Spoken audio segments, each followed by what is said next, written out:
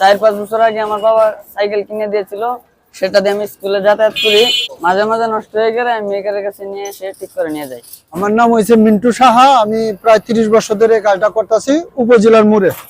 500-600 টাকা ডেলি ফলাইতে পারি। আরেকটাই নাই, কোলাপুরের একটু লেয়াভরা করাইতেছি।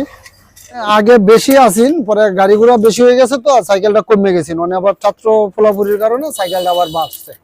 চলে কষ্ট তো, আর কি কাজ করবো আমি। যারা স্কুলে লেখাপড়া করে তাদের গুলা সাইকেলে মানে একটু বেশি কাজ কাম পাই করতেছে আর কি। মানে বড় সাইকেল খুব কম আর কি, ছোট সাইকেলেই বেশি। না আমি নতুন সাইকেল বিক্রি না, পুরান গুলো মেরামত করি আর কি। এই সাইকেলের সমস্যাটা মানে লিক সাথে বেশি নিয়ে ওয়ালিং টোয়ালিং মাসে 1-2টা করণ যায় আর কি। আর নাহলে লিক সারি শিক লাগাই 30 টাকা। আর শিক লাগানি নেই, 10 টাকা শিক দিয়ে দিই। আর না লাগানি টাগানি সহ 10 টাকা নেই আর কি। আর লিকটাই বেশি সারি আর কি সাইকেলের। উৎসে বলতে মানে তো এই তো চলে ফিরে যাইতাছি আর কি।